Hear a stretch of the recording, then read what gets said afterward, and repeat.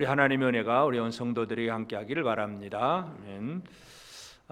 이제 우리나라에는 이제 6월 25일이라고 하는 또 하나의 기념해야 될 그러한 생각해야 될 그런 날이 있습니다. 내일 모레 6.25 전쟁 기념일인데 이 땅에 전쟁이 없으면 너무 얼마나 좋겠습니까? 하여튼 전쟁이 휴전되고 나서 벌써 근 70년이 지금 이어져 가는 것은 참 하나님의 큰 은혜인데, 그러나 전쟁이 났다고 하면 결국은 어느 편에 있는가가 참 중요하잖아요. 우리 편이 강하냐, 적군이 강하냐, 그리고 나를 돕는 이가 강한 세력이냐, 나를 도와준다고 하는 뭔가 있어도 별 힘이 없는 세력이냐, 이게 참 우리에게서는 중요합니다. 이제 이사야 34장에서 하나님께서 공의의 왕으로 이제 유다 백성들을 통치할 것에 대한 예언을 하면서 이제 이 하나님의 백성의 편에 서서 이 하나님의 백성들을 건드린 그 대적들에 대해서 하나님께서 보복하시고 신원하실 것이다, 그렇게 말씀을 합니다. 그래서 8절에 보면 이것은 여호와께서 보복하시는 날이요 시온의 송사를 위하여 신원하시는 해라. 그래서 여호와의 보복과 신원, 하나님의 보복과 신원이 무엇인가, 오늘 우리가 이걸 살펴보면서 오늘 이 말씀의 속에서 우리는 하나님은 자기 백성들을 위해서 얼마나 그 백성 편에 서서 일하시느냐 하는 것을 다시 한번 기억해 볼 필요가 있습니다. 다른 사람의 입장에서 보면 하나님이 너무 편파적이다, 그렇게 그냥 투정을 부릴 정도로 하나님은 절대로 하나님 백성 편에 서서 모든 일을 이루신다는 것을 기억을 해야 됩니다. 뒤집어 말하면 우리가 어느 편에 서 있냐가 중요하다는 얘기죠. 내가 하나님 편에 서 있을 것이냐, 하나님을 대적하는 자 편에 서 있을 것이냐. 하나님을 대적하는 자 편이 아무리 좋아 보여도 그것은 바로 멸망의 길입니다. 하나님 편에, 백성들의 편에 서 있다는 것, 이것은 하나님의 도우심과 하나님의 은혜를 누릴 수 있다는 얘기입니다. 그래서 이제 이 하나님의 대적들을 얘기하면서 이 이사야 34장에서는 주로 에돔 족속들에 대한 얘기를 합니다. 에돔에 내릴 하나님의 그 심판, 하나님의 그 벌이 무엇인가를 얘기합니다. 에돔은 이 아브라함의 후손 중에 한 사람이지요. 그래서 이삭이 쌍둥이를 낳게 되고 장자가 에서, 그리고 동생이 바로 야곱. 그런데 하나님이 이 에스를 선택하지 아니하고 동생 야곱을 택해서 12지파를 만들고 이스라엘 민족을 만드십니다. 그래서 에스는 하나님의 선택에서는 벗어난 사람들이었어요. 그래서 이스라엘 12지파와 에돔 족속은 뭐 나중에 보면 이렇게 옆에 살기는 하지만 어떻게 보면 혈통적으로 볼 때는 형제 국가이긴 하지만 서로 갈등도 있고, 다윗 시대에는 다윗이 에돔을 정복하기도 하고 여러 가지 많은 일들을 했습니다. 그런데 이 마지막 때에 하나님께서 자기 백성들을 건드린 에돔에 대해서는 하나님이 그냥 내버려 두지 않겠다고 말씀을 합니다. 하나님은 철저하게 자기 백성들의 편에 서서 모든 일을 생각하고 행동하신다는 것을 우리가 기억을 해야 됩니다. 그래서 자기 백성을 위해서 보복하신 하나님은 이 유다를 조롱하고 해를 끼친 그 에돔의 죄를 묻습니다.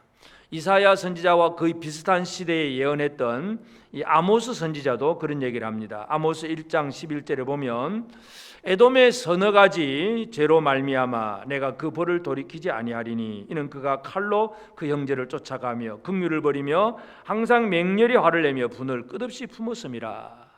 이 에돔의 서너 가지 죄, 이 에돔의 서너 가지 죄는 뭐냐면 그 형제를 향해서, 이 결국 이스라엘 유다를 향해서 늘 쫓아가면서 긍휼을 버리고 맹렬히 화를 내고 끝없이 분을 품고, 이게 바로 에돔이 에스의 후손인 에돔 족속이 유다를 향해서 가졌던 그 삶의 태도였어요.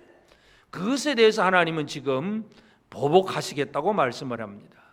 어떻게 보면 사무엘하에서 보면 다윗이 이제 왕이 되고 나서 주변에 여러 나라들을 다 정복을 할 때에 에돔도 다윗이 다 정복을 했어요. 그때는 하나님이 에돔 편을 안 들어요. 그냥 다윗이 다 정복하도록 다 내버려 두셨어요. 그런데 유다를 에돔이 건드리니까 하나님 이거는 안 견딘다는 얘기, 안 견디실 수가 없다는 얘기입니다. 어떻게 보면 참 편파적이지요. 그런데 하나님은 자기 백성들 편에 서서 뭔가 일하시는 분이라는 거, 이걸 기억해야 됩니다. 모세도 하나님께서 자기 백성들을 향해서 보복하시는, 복수하시는 하나님이라고 얘기합니다. 신명기 32장 43절에 보면 너희 민족들아 주의 백성과 즐거워하라. 주께서 그 종들의 피를 갚으사 그 대적들에게 복수하시고 자기 땅과 자기 백성을 위하여 속죄하시리로다. 하나님은 자기 백성들을 위해서 보복하시고 복수해 주시는 하나님이세요. 여러분이 힘이 없거나 또 어려울지라도, 그래서 뭔가 당하고 또 손해를 당했다 할지라도 하나님은 하나님의 백성들을 위해서 보복해 주신다. 그리고 그것은 또 자기 백성을 위해서는 속죄의 개념까지도 포함되어 있습니다. 자기 백성들의 죄는 그냥 깨끗하게 씻어주시고 자기 백성들을 건드린 자는 내버려 두지 않고 보복하시는 하나님. 여러분, 이 하나님이 공의로우신 하나님입니까? 불공평하신 하나님이십니까? 우리는 우리의 시각에서, 우리 인간의 입장에서 왜 하나님이 사랑하려면 모든 사람 사랑하지, 왜 특별히 하나님 백성만 사랑하느냐? 사람들은 그렇게 따질 수도 있습니다. 그런데 하나님은 자기 백성을 그렇게 사랑하신다고 말씀하셨어요. 여러분, 부모님들이 자식을 사랑하는 데 있어서 자기 자녀하고 옆집 자녀하고 똑같이 사랑하십니까? 좀 다르게 사랑하십니까? 나는 마음이 넓어, 그러고 내 자식이나 옆집 자식이나 다 똑같아 하는 그런 사람은 아마 없을 거예요. 그런 능력도 없고 그냥 주신 자기 자식 사랑인데, 하나님은 하여튼 자기 백성들을 향해서 보복하신다. 유다가 어떤 대적에 의해서 뭔가 손해를 당하고 어려움을 당했으면 하나님이 그것을 보복하시고 복수해 주시겠다, 그렇게 말씀을 하고 계세요. 하나님이 어떤 하나님이신가를 잘 아는 것이 중요합니다. 또 한 가지는 하나님은 시온의 송사를 위하여 신원하신다 그랬어요. 신원이라고 하는 것은 그 억울한 어떤 얘기를 들으면 그 억울함을 갚아주는 것이 신원이에요. 억울한 소리를 들어주시는 거예요. 우리는 흔히 세상에서 이 신원이 참 필요할 때가 있습니다. 법적으로나 어떤 행정적으로나 뭔가 좀 문제가 생겼으면 이걸 누구한테 가서 좀 도움을 요청할까? 그래서 법적으로 우리 주변에 있는 사람들이 주로 누굽니까? 변호사, 법무사 이런 사람들, 을 통해서 내가 이렇게 억울하니까 내가 어떻게 해볼 돈이 없고 어떻게 좀 해달라고 돈을 주어가면서 그렇게 변호사나 이런 사람들을 고용을 하잖아요. 근데 하나님은 자기 백성들의 그 억울함을 다 갚아주시는 하나님이세요. 그래서 신원이라고 하는, 실루밈이라고 하는 이 단어는 샬롬이라는 단어하고 같은 어원을 가지고 있는데, 하여튼 피해를 보거나 어떤 어려움을 당하면 그것까지 다 보상해 주시는 그 개념까지 이 신원의 단어는, 이 단어가 포함되어 있는 단어입니다. 하나님은 이스라엘 백성들의, 그 유다의 백성들이 당한 손해와 그 어떤 어려움에 대해서 다 내가 더 갚아줄게, 그런 말씀이에요.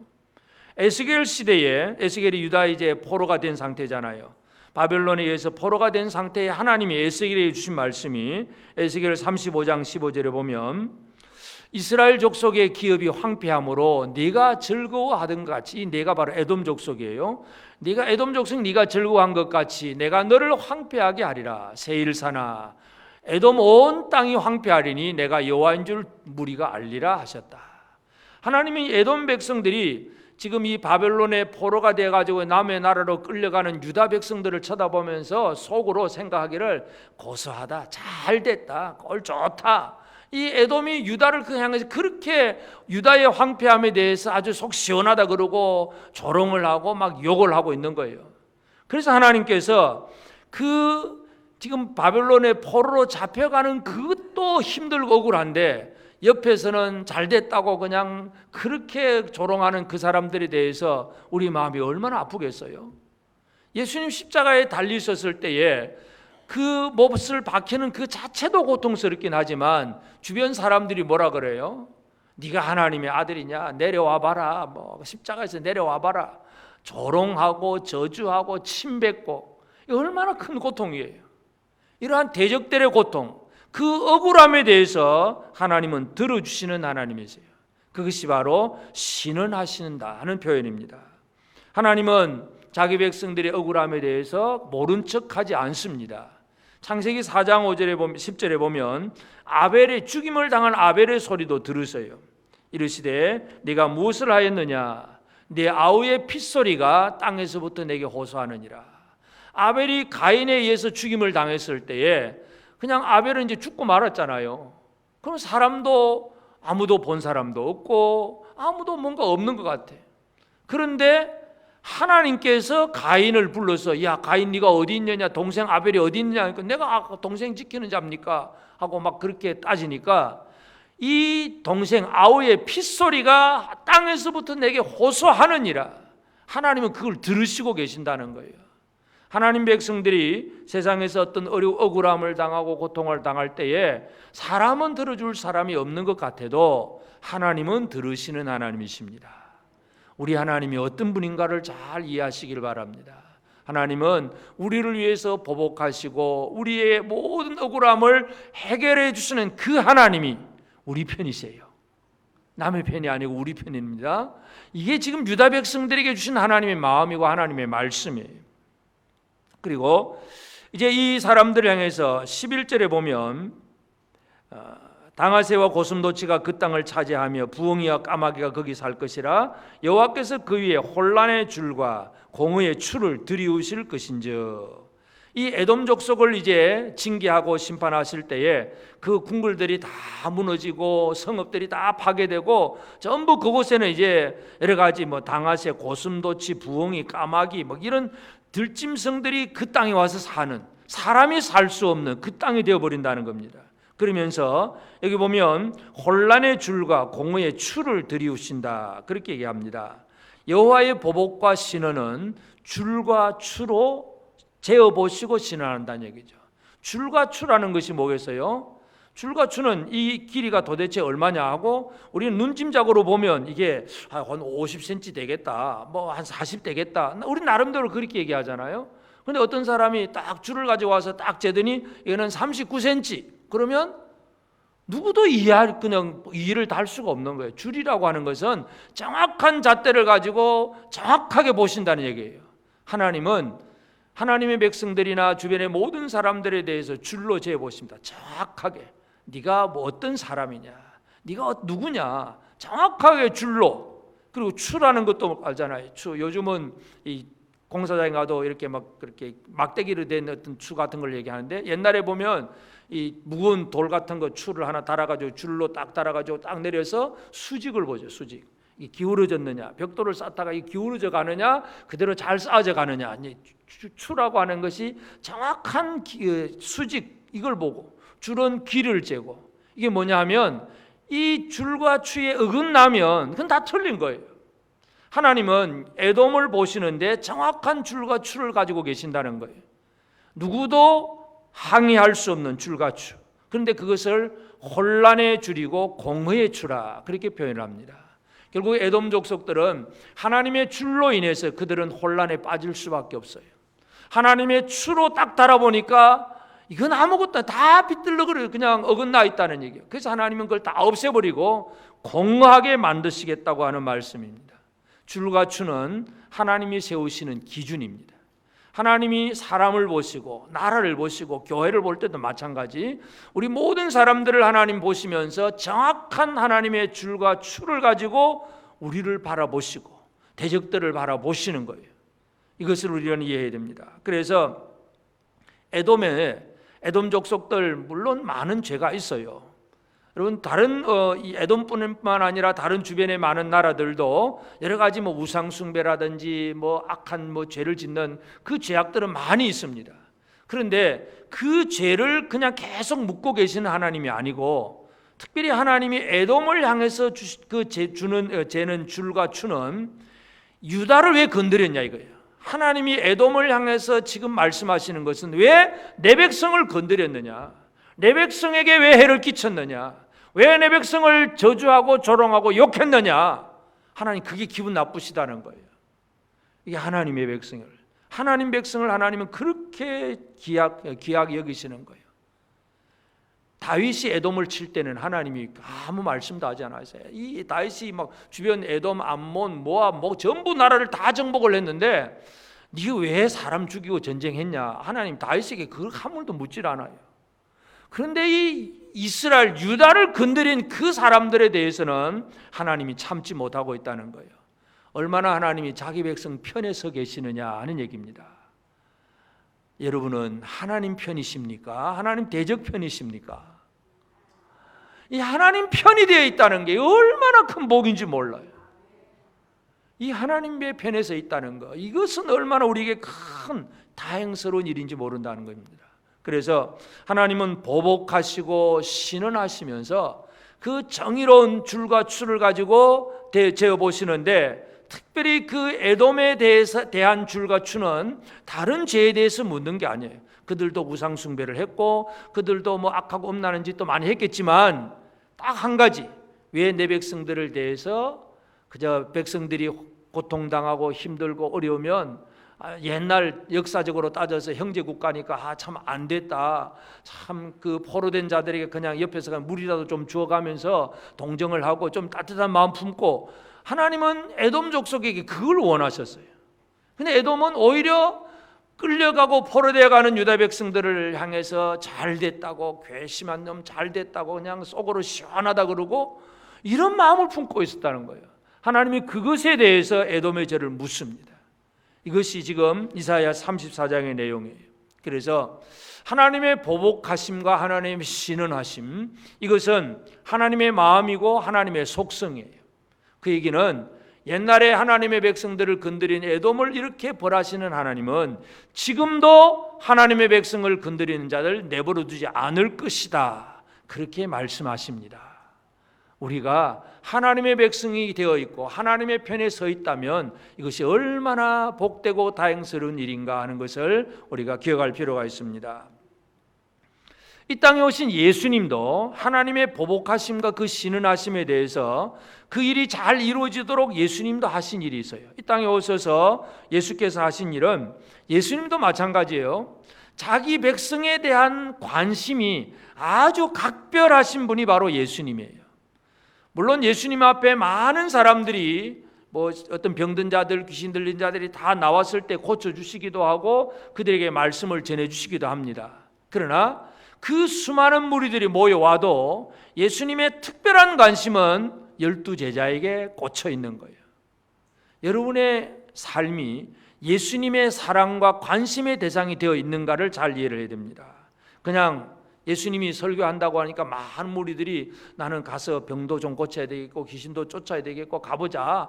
그래서 뭐 병고침 나왔어요. 중풍병도 낫고 뭐 나병도 낫고 다 나왔어요. 근데 그것으로 끝나버리면 내가 그 치유를 받아서 좋기는 하지만 끝까지 집중적으로 사랑하시는 주님의 사랑을 받는 것하고는 좀 차이가 있습니다. 우리가 힘들고 어려우면 그 어려움의 문제가 해결되기를 바라지만 끊임없이 우리를 사랑하시는 그 주님의 사랑의 대상이 되어 있느냐 못 되어 있느냐, 이거 우리에게 너무나 중요한 문제예요. 예수님은 그 많은 무리 중에서 12제자를 향해서 특별하게 쳐다보시고 관심을 기울이십니다. 그리고 십자가를 앞에 두고 예수님 뭐라 그럽니까? 그 제자들을 향해서 너희들은 이제 내 친구다고 말합니다. 친구. 요한복음 15장 13절 14절에 보면 사람이 친구를 위하여 자기 목숨을 버리면 이보다 더 큰 사랑이 없나니 너희는 내가 명하는 대로 행하면 곧 나의 친구다. 여러분, 친구라고 하는 얘기를 예수님이 하신 말씀, 그 앞부분의 말씀이 뭐예요? 친구라고 얘기하는 것은 친구를 위하여 목숨을 버리면, 이 얘기를 하세요. 바로 친구로 삼는다는 얘기는 그 친구들을 위해서 내가 목숨까지도 내어놓겠다고 하는 주님의 각별한 사랑이 친구들에게 주어진 것입니다. 예수 친구가 얼마나 대단하신 분들이에요? 예수님이 목숨을 내어놓은 거예요. 친구를 사랑한 게 이게 얼마나 각별한 거냐. 바로 그 얘기를 하면서 너희는 내 친구라고 말씀을 합니다. 오늘 우리는 예수님이 수많은 사람들을 사랑하셨지만 특별히 그 제자들을 향해서 사랑하셨다는 것, 그래서 그 제자들을 향해서 주셨던 마지막 약속의 말씀도 마찬가지죠. 마태복음 28장 20절에 내가 너희의 분부한 모든 것을 가르쳐 지키게 하라. 볼지어다 내가 세상 끝날까지 너희와 항상 함께 있으리라. 예수님 제자들에게 특별한 관심과 사랑을 이렇게 베풀어 주세요. 하나님께서 이 세상 모든 사람들을 사랑하셔서 예수를 보내주셨지만, 그러나 예수님이 이 땅에 오셔서 사람들에게 은혜를 많이 베풀긴 하지만, 그러나 집중적으로 사랑하는 대상은 그 백성들, 바로 12제자를 통해서 만들어진 교회, 오늘 저와 여러분들입니다. 우리는 이 예수님의 사랑과 관심의 대상이 되어 있다는 사실을 기뻐하시기를 바랍니다. 그래서 이 하나님의 백성이 되어 있다는 것, 교회가 되어 있다는 것, 그리스도의 지체가 되어 있다는 것, 이게 얼마나 복된 일인지 모릅니다. 그래서 이제 우리가 억울한 일을 당할 수 있습니다. 교회는 세상 속에서 억울한 일을 당하고 힘든 일을 겪을 수가 있습니다. 그때마다 우리는 또 하나님 아버지 앞에 호소하고 부르짖으면 하나님이 들어주시는 하나님이라는 것, 이것을 예수님께서 그걸 다 이루어 놓으셨어요. 예수님 제자들에게 주신 것 중에 하나가 요한복음 14장 13절 14절에 보면 너희가 내 이름으로 무엇을 구하든지 내가 행하리니 이는 아버지로 하여금 아들로 말미암아 영광을 받으시게 하려 함이라. 예수님께서 제자들에게 주신 것은 바로 내 이름으로, 내가 내 이름으로 기도해라. 내 이름으로 아버지 하나님, 그 하나님 예수 이름으로 아버지께 기도하라는 얘기잖아요. 그래서 사도행전 4장에 가보면 사도들이 이제 전도하다가 박해를 받습니다. 그 박해를 받을 때에 막 매를 맞고 내어 쫓깁니다. 그때 나와서 제자들이 열심히 기도합니다. 사도행전 4장 29절에 보면 주여 이제도 그들의 위협함을 굽어보시었고 종들로 하여금 담대히 하나님의 말씀을 전하게 하여 주시오며 주의 이름으로 담대히 복음을 전하겠습니다 하는 이 기도를 하는 거예요. 그러니까 31절에 가보면 빌기를 다함에 모인 곳이 진동하더니 막 갑자기 지진이 난 것처럼 모인 것이 진동을 합니다. 우리가 다 성령이 충만하여 담대히 하나님의 말씀을 전하니라. 예수 이름으로 비니까 박해를 받든 고통을 당하든 아무런 문제가 없고 하나님이 신원하시고 들어주신다는 얘기예요. 이것이 바로 예수께서 무리들, 제자들에게 주셨던 특별한 은총이에요. 그래서 너희가 내 이름으로 구해라. 그래서 사도들이 주의 이름으로 열심히 아버지 앞에 하나님 앞에 구하니까 하나님은 그 기도를 들어주셨어요.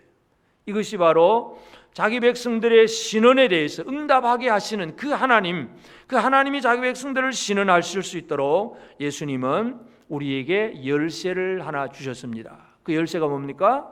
예수의 이름. 예수 이름으로. 우리는 사람 이름, 내 이름 가지고는 하나님 앞에 가봐야 우리가 뭐 자랑할 게 뭐 있어요? 아무리 세상에 뭐 어렵고 착한 일을 많이 한 것 같아도 바리새인은 진짜 참 제대로 뭐 열심히 한 사람들이긴 하지만 그들 바리새인의 이름으로는 하나님 앞에 아무런 응답이 없습니다. 똑똑하고 착한 사람의 이름으로도 안 됩니다.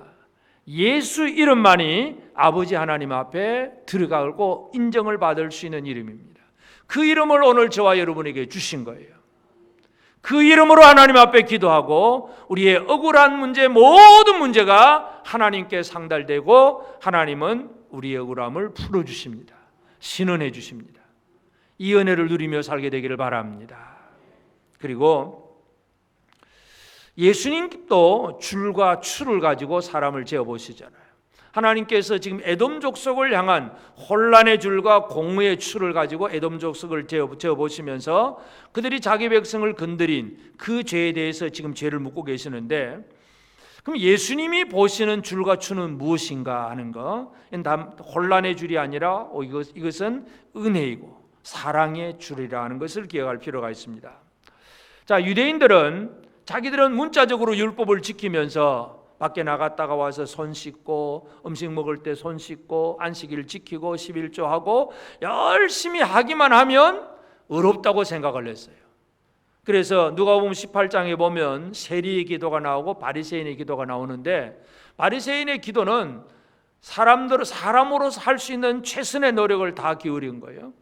일주일에 2번씩 금식도 하고 11조 잘 드리고 안식일 잘 지키고, 그리고 저 세리처럼 나쁜 짓 안 하고 철저하게 착한 일 바른 일 막 열심히 성실하게 했어요. 그러면서 하나님 앞에 자신은 의로운 줄로 생각을 하고 있었어요. 근데 한쪽 구석에서 저 바리새인은 남들이 볼까 두려워서 숨어서 가슴을 치면서 기도합니다. 주여 나를 불쌍히 여기소서. 나는 죄인으로소이다. 세리가 자기가 죄인임을 알고 하나님 앞에 죄를 고백하고 불쌍히 여김 달라고 은혜 받으려고 하니까 예수님께서 응답을 해줍니다.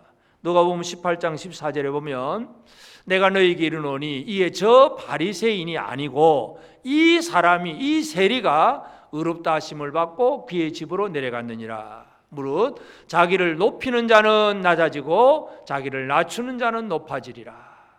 사람이 보는 줄과 추는 네가 안식일 지켰냐? 금식 몇 번 했느냐?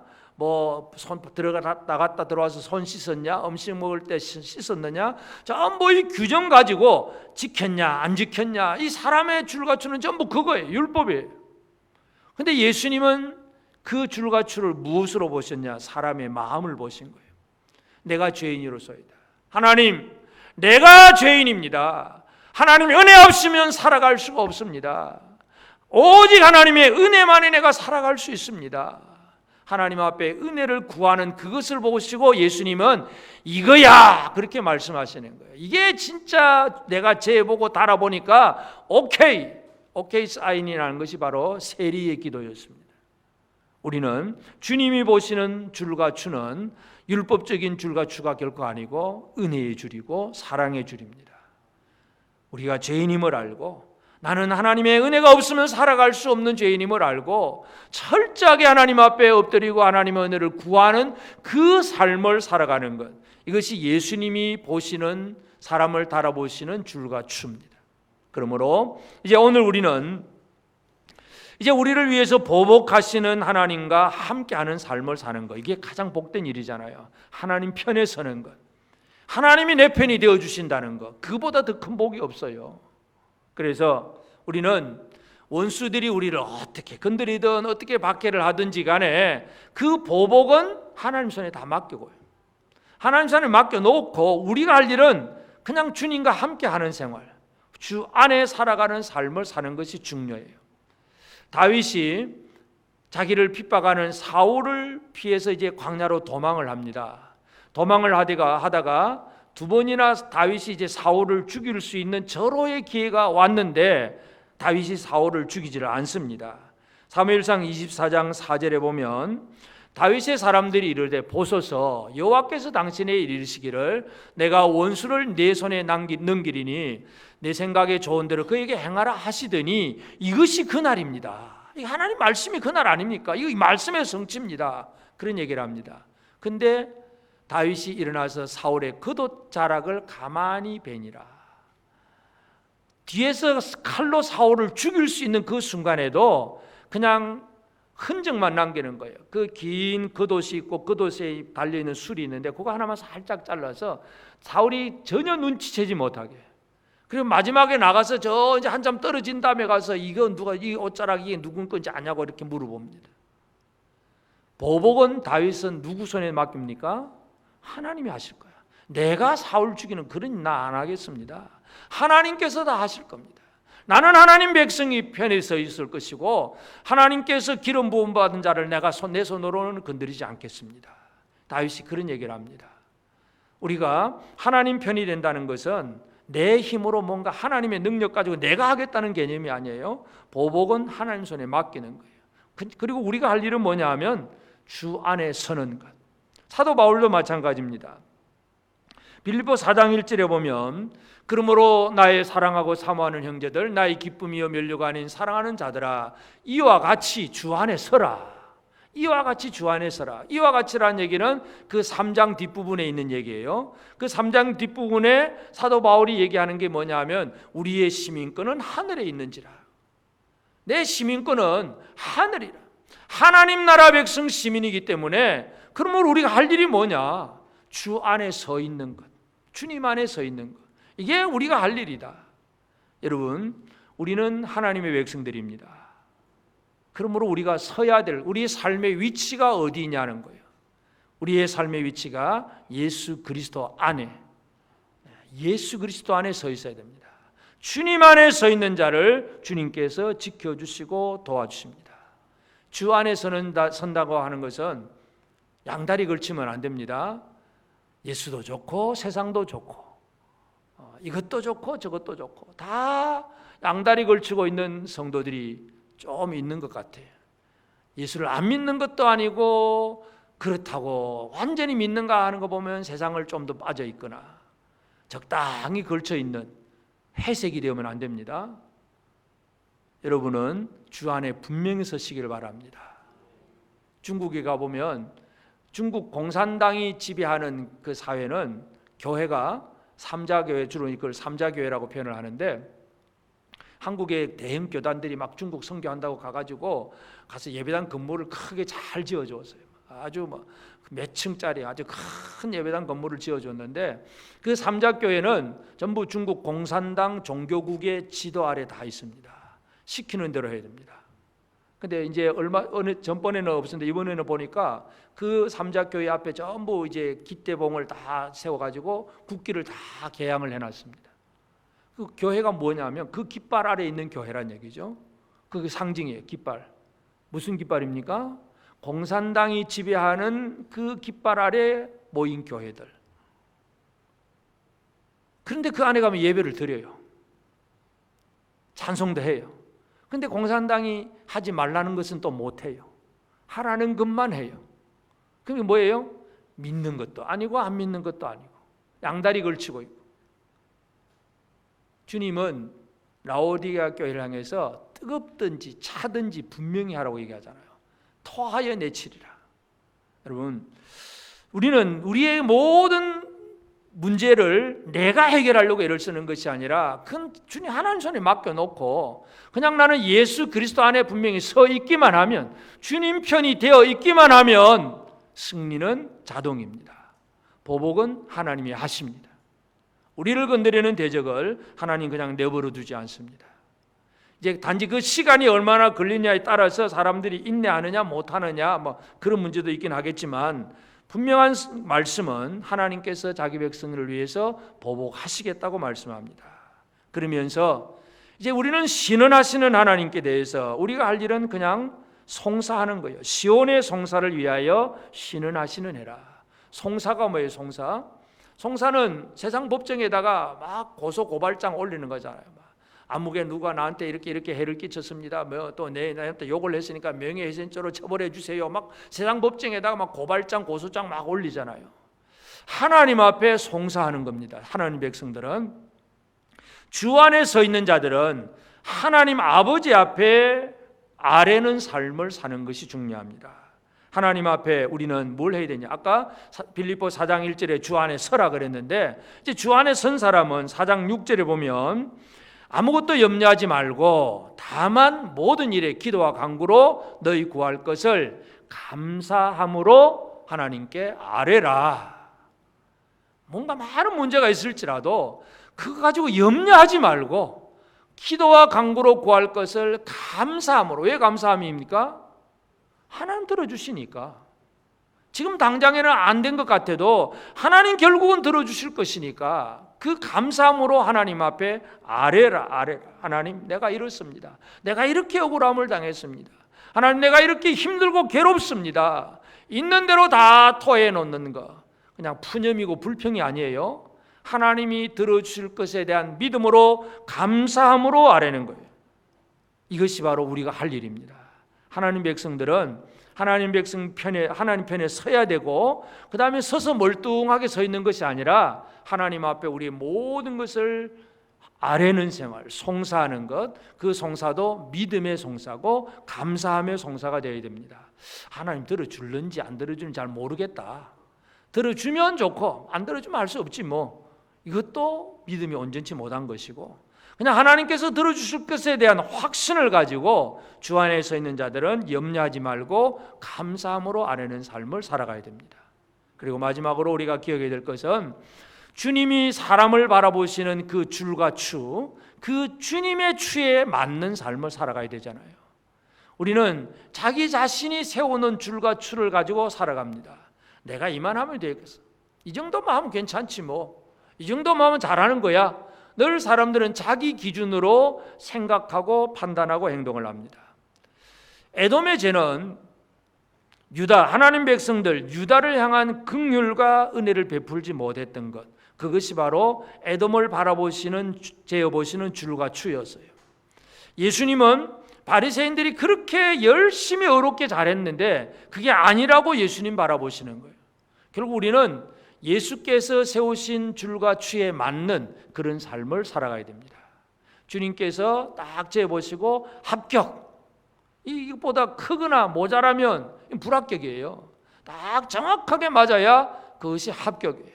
기울기가 기울어지면 그냥 그건 내버립니다. 안 됩니다. 바로 잡아야 됩니다. 주님이 보시는 줄과 추를 이해하는 게 가장 중요합니다. 예수님께서 제자들에게 마지막으로 주신 계명이 무엇입니까? 새 계명을 주노니 사랑하라. 사랑. 예수님의 그 줄과 추는 사랑의 줄이고 사랑의 추예요. 사랑. 그래서 우리가 마지막에 하나님 앞에 어떤 심판을 받을 때, 줄과 추로 심판을 받을 때에 사랑이냐 아니냐 이것으로 보는 거예요. 내가 시킨 대로 열심히 어떤 일에 열심히 충성했느냐, 아니면 또 주의를 잘 지켰느냐, 11조 꼬박꼬박 했느냐, 이것 가지고 보시는 게 아니라 주님이 바라보시는 것은 한 가지, 형제를 얼마나 사랑했느냐. 이게 예수님의 줄과 추입니다. 사람들은 살인하지 말지니라, 사람 안 죽이면 된다고 생각을 합니다. 근데 예수님은 그 줄과 추를 어떻게 적용하냐 하면 마태복음 5장 22절에 보면 나는 너에게 이르노니 형제에게 노하는 자마다 심판을 받게 되고 형제를 대하여 라가라 하는 자는 공회에 잡혀가게 되고 미련한 놈이라 하는 자는 지옥불에 들어가게 되리라. 예수님의 줄과 추는 뭐예요? 형제 관계에 있어서 나는 남 안 죽였어요. 그건 율법이에요. 살인하지 말지니라 했으니까. 그러면 의로워지느냐? 그게 아니라 사람은 안 죽였는데 형제에 대해서 분노를 품고 나가 막 욕을 하는 거예요. 형제를 향하여 막 욕하고 미련한 놈이라고 막 저주를 퍼붓고 그 사람이 어떻게 된다고요? 지옥불에 들어가게 될 것이다. 이게 예수님 기준이에요. 예수님 기준대로 삽시다. 나는 전혀 다른 사람에게 해끼친 적 없어요. 그러면서 내가 형제를 향하여 뭔가 분노하거나 남을 저주하는 마음이 있다면 그 사람에게 말은 안 했을런지 몰라도 주님의 기준에 보면 지옥 가는 죄악이란 얘기예요. 주님의 줄과 추에 맞는 삶을 살아가야 됩니다. 내가 세운 줄과 추로 적당히 살지 말고. 그래서 이사야 34장은 하나님께서 에돔 족속을 향한 그 진노와 심판에 대해서 얘기를 합니다. 그 에돔 족속은 하나님 백성 건드렸다는 거, 이거 하나 때문에 심판을 받는 거예요. 하나님의 줄과 추는 바로 그것입니다. 지금 이 시대를 살아가는 우리도 주님은 바라보십니다. 재보시고 다 기울기를 달아보십니다. 형제를 향하여 얼마나 사랑했느냐, 네가 네 형제를 얼마나 아끼고 사랑했으며 용서해 줬으며 함께 했느냐, 형제 사랑을 제대로 하고 있느냐. 주님은 지금도 이걸 바라보고 계십니다.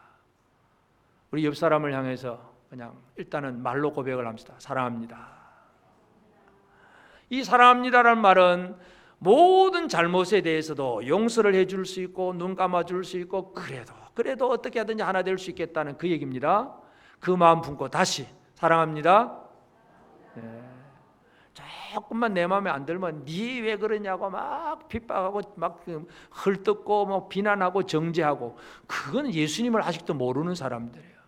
우리는 하나님 백성 편이 된다는 거, 이거 얼마나 큰 복인지 모릅니다. 하나님 백성들의 편은 바로 한마디, 형제를 사랑할 줄 아는 사람입니다. 하나님께서 우리를 위해서 보복하시고 신원해 주신다는 거 기억하시면서 하나님 편에 든든히 서가는 우리 모두가 되어지기를 바랍니다. 아멘.